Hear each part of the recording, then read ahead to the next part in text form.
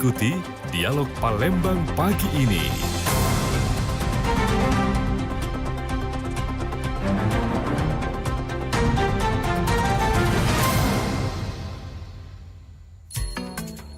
Pukul 8 waktu Indonesia Barat, pendengar kita di Dialog Palembang pagi ini, edisi hari ini Jumat 22 November 2024, dan hari ini diperingati sebagai Hari Perhubungan Darat Nasional. Jadi setiap tanggal 22 November itu diperingati setiap tanggal 22 November Hari Perhubungan Darat Nasional ya. Jadi dari Perhubungan Darat Nasional ini diperingati setahun sekali, dan ini ternyata merupakan bagian refleksi kehadiran transportasi darat di Indonesia. Kalau setiap tanggal 17 September itu sebagai Hari Perhubungan Nasional, jadi lebih spesifik lagi di hari ini adalah Hari Perhubungan Darat. Jadi ini untuk transportasi darat ya, baik bus ataupun yang lain-lainnya, kereta api dan lainnya ya. Dan pagi hari ini kita sudah terhubung bersama narasumber kita melalui via Zoom. Untuk pagi hari ini bersama PLT Kepala Dinas Perhubungan Kota Palembang, ada Bapak Agus Supriyanto ATD MM. Selamat pagi Pak Agus, Assalamualaikum. Selamat pagi, Assalamualaikum warahmatullahi wabarakatuh. Waalaikumsalam warahmatullahi wabarakatuh. Sehat kabarnya Pak Agus pagi hari ini Pak Agus? Alhamdulillah. Alhamdulillah sehat ya. Terus ini ikuti acara. Ya. Baik, Pak Agus, hari ini kan diperingati sebagai Hari Perhubungan Darat Nasional. Jadi beda setiap tanggal 17 itu kan Hari Perhubungan Nasional ya Pak ya. Nah kalau misalnya dari pandangan Pak Agus sendiri selaku PLT Kepala Dinas Perhubungan Kota Palembang, untuk perhubungan darat di Sumatera Selatan, terkhususnya di Kota Palembang ini, perkembangannya sejauh ini seperti apa nih Pak Agus? Ya, terima kasih. Jadi untuk perhubungan darat ya, khususnya sektor darat dari pemerintah Kota Palembang, khususnya Dinas Perhubungan Kota Palembang, kita telah mengembangkan angkutan yang modern ya, yang representatif ya, di mana di Kota Palembang sudah hadir LRT. Ya. Jadi LRT ini luar biasa ya, karena dari bandara sampai ke Jakabaring, dan ini harus kita manfaatkan seoptimal mungkin. Ya, makanya kita sudah komitmen bersama bahwa LRT ini akan menjadi tulang punggung angkutan perkotaan di Kota Palembang. Untuk mendukung itu, makanya dari pihak pemerintah Kota Palembang telah menghadirkan feeder, ya.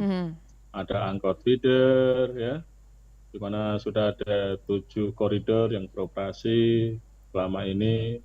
Ditambah lagi 4 feeder untuk BTS, ya, teman bus. Ya, jadi luar biasa. Jadi kita mendorong kepada masyarakat Kota Palembang untuk gerakan kembali ke angkutan umum. Nah, ini gerakan nasional kembali ke angkutan umum.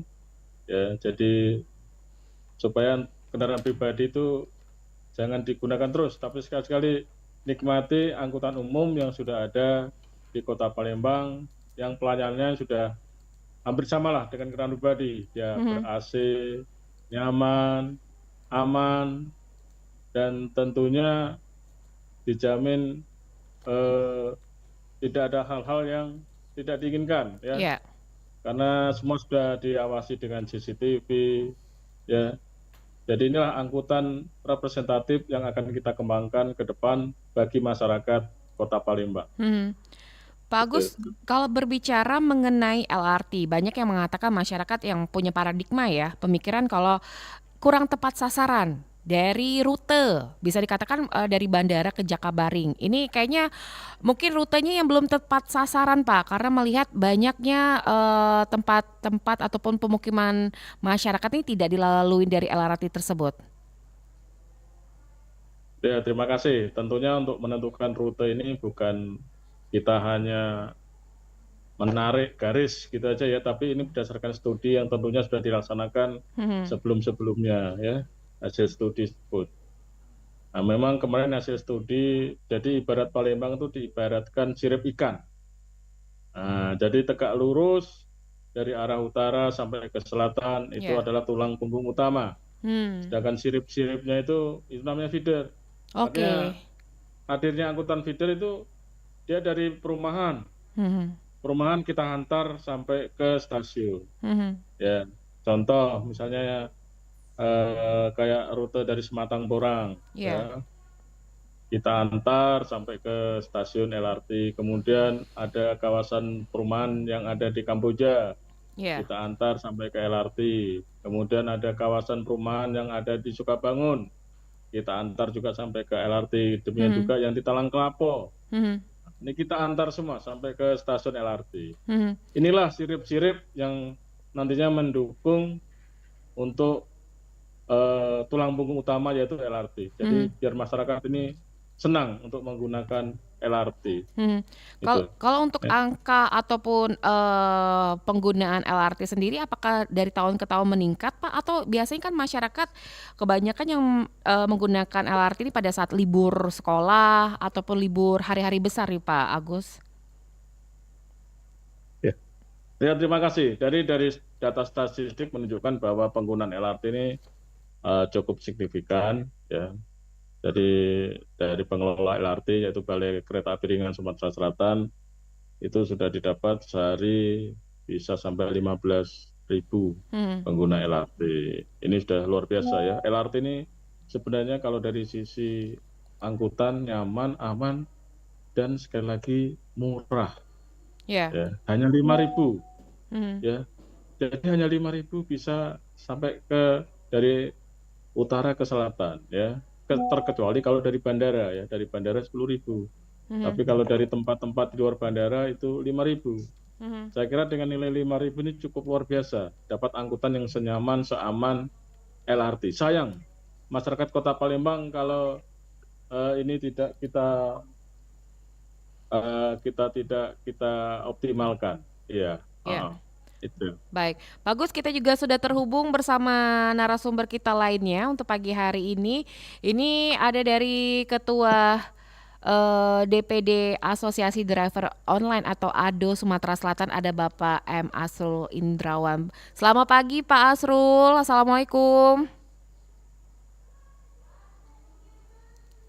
Halo Pak Asrul, mungkin bisa di open mic-nya Pak Asrul.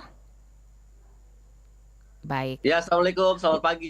Waalaikumsalam warahmatullahi wabarakatuh. Sehat kabarnya Pak Asrul pagi hari ini? Alhamdulillah sehat, segar bugar. Alhamdulillah sehat ya. Pak Asrul, kan hari ini diperingati sebagai Hari Perhubungan Darat Nasional. Nah, sebagai Ketua DPD Asosiasi Driver Online ataupun bisa biasa disebut dengan ADO Sumatera Selatan, bagaimana nih Pak Asrul untuk menyikapi di Hari Perhubungan Darat Nasional mengingat ini driver online ini bukan 10-20 tapi udah ratusan ya Pak ya jumlahnya di Sumatera Selatan Pak Asrul ya? Ya, jadi kalau driver online atau ojol untuk roda 2 itu Hmm. ada sekitar hampir 20.000 20.000 di Kota Palembang. di Palembang aja nih Pak ya? Palembang aja itu. Hmm. Terus untuk roda 4 hampir sekitar 800-an mobil Hmm. roda 4. Hmm. Tapi persoalannya sekarang kan kawan-kawan masih ada kendala di jalan raya mengenai seperti tadi saat berkendara itu perlu ada aturan-aturan khusus lah untuk mereka, terutama parkir. Iya. Karena ada beberapa tempat parkir juga tidak relevan untuk mereka memarkirkan kendaraan sehingga banyak terjadi kehilangan. Iya. Ini saya kira bantuan di juga nih untuk Kota Palembang. Bagaimana bisa seperti di PTC itu banyak tuh kawan-kawan kita kehilangan. Iya. Itu berbayar gitu. Sedangkan aplikator tidak boleh drivernya meminta kepada konsumen. Ini persoalan kan? Iya. Saat parkir di pinggir jalan, mereka masuk ambil makanan di dalam, keluar udah hilang. Itu salah satu parkir. Kedua, jalan juga kita minta seperti di mal-mal besar itu adalah tempat halte kita. Halte khusus ini ya? Ya, aplikator juga kadang-kadang membuat tempat parkir untuk aplikatornya sendiri gitu loh. Yang lain bajunya beda, nggak boleh parkir di situ, itu masalah kan. Jadi makanya kalau di Kota Palembang adalah semacam satu parkir untuk ojol yang boleh aplikator manapun bisa baik di situ sehingga mereka tidak rentan kehilangan kendaraan. Pak Asrul, kalau kita lihat di jalan ya, ini banyak kejadian untuk driver online. Kemarin juga sempat yang viral itu di MP Mangkunegara. Ini Ya. Kendaraan Tornase besar ini lewat terus mengakibatkan ojol yang meninggal di tempat ataupun yang lain-lainnya. Ini kalau dari ADO sendiri, apakah ada keamanan dan keselamatan mungkin yang diberikan ADO untuk teman-teman driver online sendiri, Pak Asrul?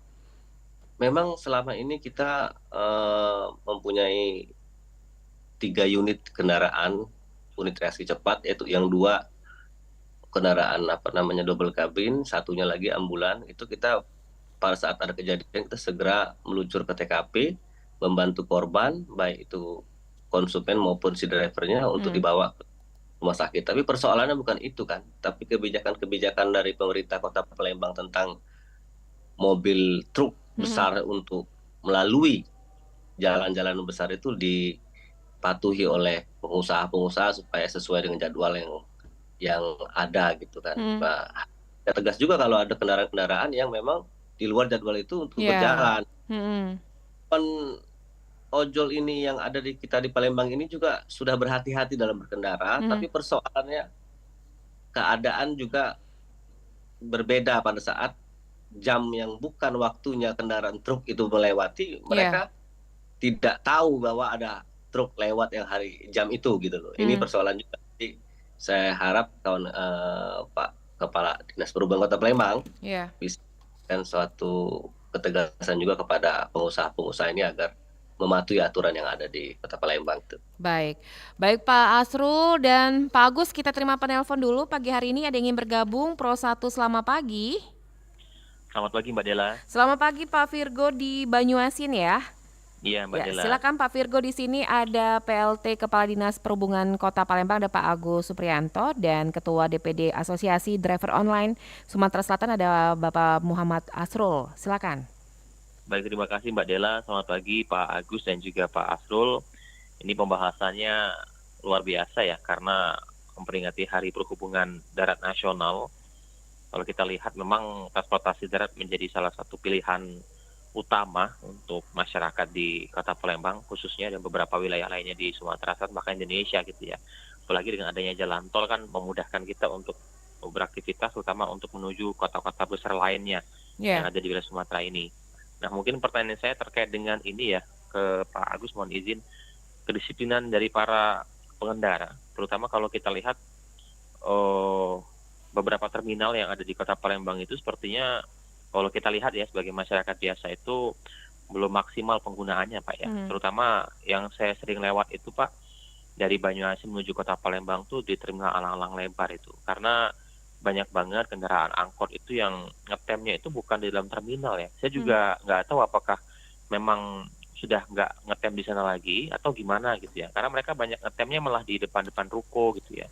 Itu menurut saya juga sedikit mengganggu kenyamanan para pembeli atau yang punya rumah toko itu. Apalagi mereka kadang-kadang parkirnya di atas trotoar jalan ya. Padahal kita tahu bahwa trotoar itu diperuntukkan untuk pejalan kaki. Nah, itu kan banyak trotoar yang rusak karena angkot-angkot tuh sampai berjejer gitu di atas trotoar. Jadi mungkin boleh dilihat langsung itu untuk warga Banyuasin atau Palembang yang sering lewat kilometer 12 itu pasti sering lihat tuh di sebelum pom bensin itu ya, setelah simpang 3 terminal Lebar tuh banyak banget tuh angkot-angkot yang ngetem di situ Pak.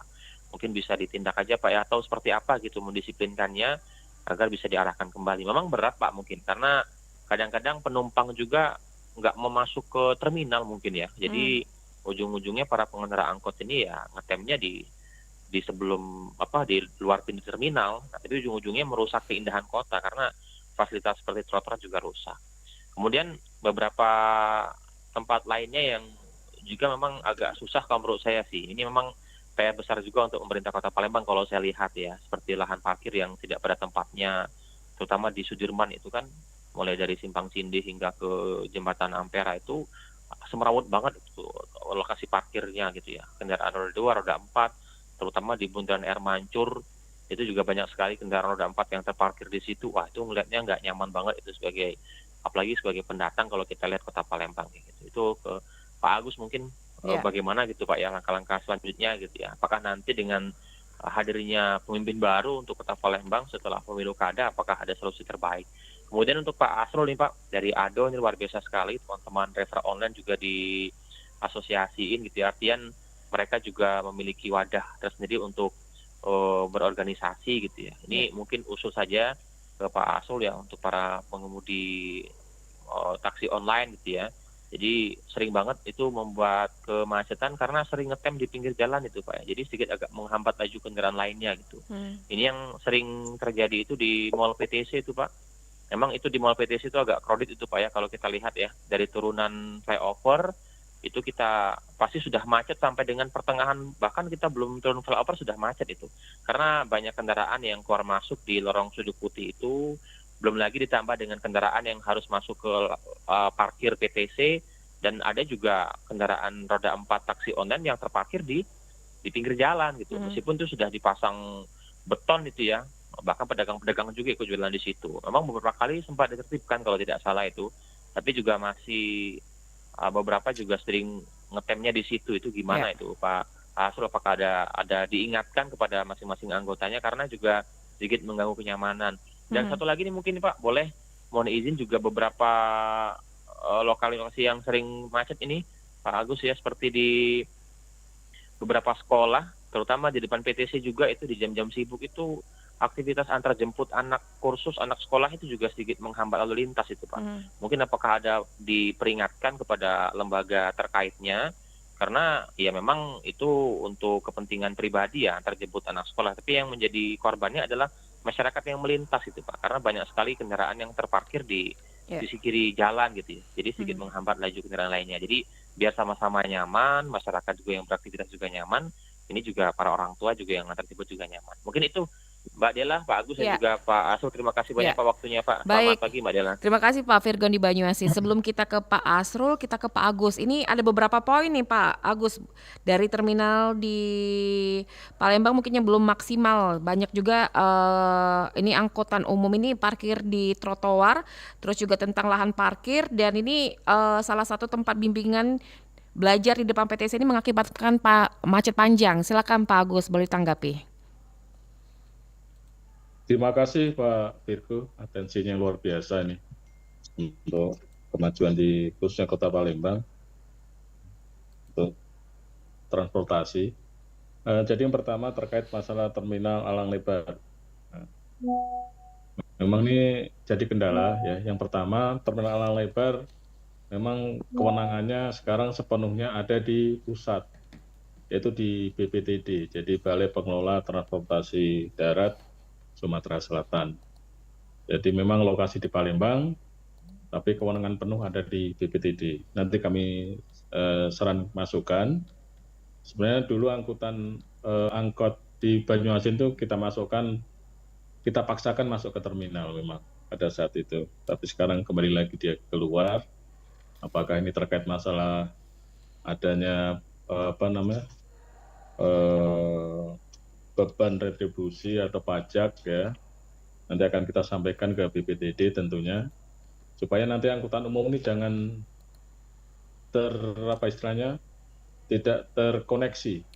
Harapan kita ya angkutan umum ini kalau bisa kan kita sekarang lagi menjalankan yang namanya terintegrasi ya, angkot dengan LRT, nanti dengan apa lagi ya, jadi semua angkutan umum tuh kalau bisa dia jangan putus, harus terintegrasi.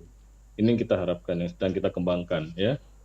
Kemudian yang kedua, jadi nanti masalah terminal Alang Lebar nanti akan kami sampaikan di BPTD karena kewenangan sepenuhnya ada di mereka.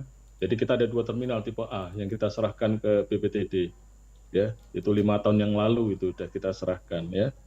Jadi 2018 waktu itu kita serahkan ke BPTD. Kemudian terkait dengan parkir dalam kota, terima kasih Pak. Nanti akan kita, memang di dalam aturan di Sudirman itu kita paralel Pak. Nanti ini jadi masukan, akan kami tidak lanjuti tentunya. Memang repot, jadi kemarin tuh kita buatkan ketetapan dilarang parkir di sepanjang Sudirman. Ya, sudah kita laksanakan, bahkan sudah kita kasih shuttle ya, Tapi ya itu namanya masyarakat masih ya, kita namanya masyarakat tentunya kita evaluasi terus menerus ya. Nanti akan kita evaluasi ini. Jadi kemarin ketetapan kita buatkan paralel hanya 1 lapis ya. Dan perlu diketahui Pak Virgo bahwa pemerintah Provinsi Sumatera Selatan, pemerintah Kota Palembang ini sudah bekerjasama dengan MCAI ya, Compact 2 Amerika. Jadi nanti mulai tahun 2024-2029 kita ada kerjasama ya dengan MCAI ini akan mengembangkan yang namanya TOD